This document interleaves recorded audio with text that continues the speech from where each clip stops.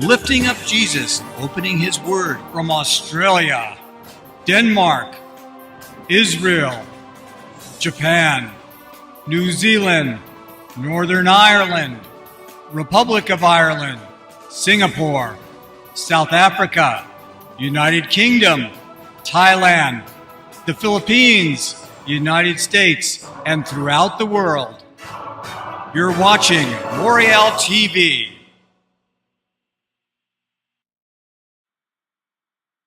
Hi, this is Tim from Moriel TV and Moriel Radio, and I'm here live in England with Jacob Prasch.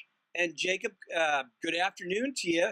And one of the believers had the question, what does it mean that Zerubbabel was the Lord's signet ring? And of course, that comes from Haggai 2:23. Okay. First of all, the background of the book of Haggai. Haggai was the predecessor, the immediate predecessor of Nehemiah and Ezra. He was the prophet, the initial one who spoke at the end of the Babylonian captivity when some of the people returned to the land of Israel and to Jerusalem and gave the message for rebuilding the temple. At the end of the book, which is only 2 chapters, he speaks of how the Lord was going to overthrow the thrones and the kingdoms and the power of these kingdoms and also the military might.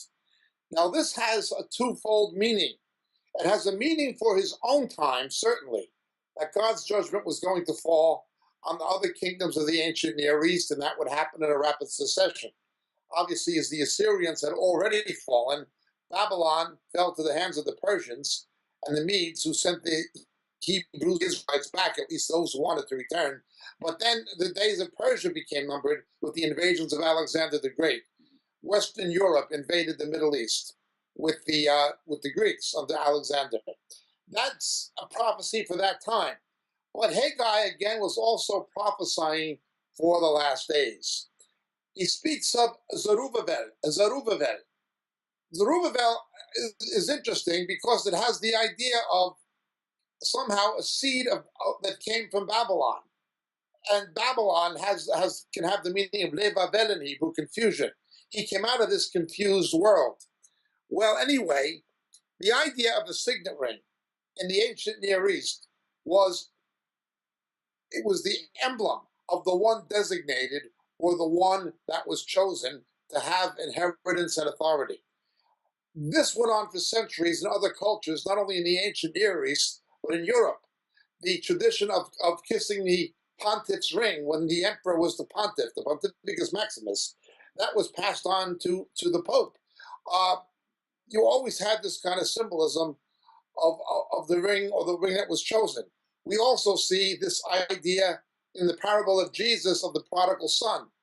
In any event, in the Hebrew text, it does not say that he would have or that he would wear or he would receive the signet ring. That's not what it says. It says he will be like unto one, declares the Lord. I will make you like a signet ring, for I have chosen you. You're the one I've designated at this time to speak this message and to perform this task. That's the meaning. And Jacob, just to back up on Haggai as well, on verse 1, chapter 1, verse 4, is it wrong to live in a nice house? The problem that Haggai, remember his name had to do with holiday or festal. Haggai, festive. The problem was people were consumed with their own interests, their own luxury, their own temporal life, but they were turning a deaf ear to the things of God. Well, today it is much the same thing. People will invest in a temporal life, but they will not invest as much in missions and evangelism. This is indeed unfortunate. That's the kind of situation he was up against. It was not a problem that people lived in a nice house or an expensive house. The problem was they were doing that, and that was their focus. Their focus was not on the things of the Lord. In fact, very often, as with Solomon, when people put the things of the Lord first and made that their priority, God would add these other blessings. That's not saying that God always will, but it is saying there is a possibility God will add these other blessings. Haggai was contending with wrong priorities. He was not contending against living in a nice house. He was contending against a wrong sense of priorities that the people were having. Thank you, Jacob.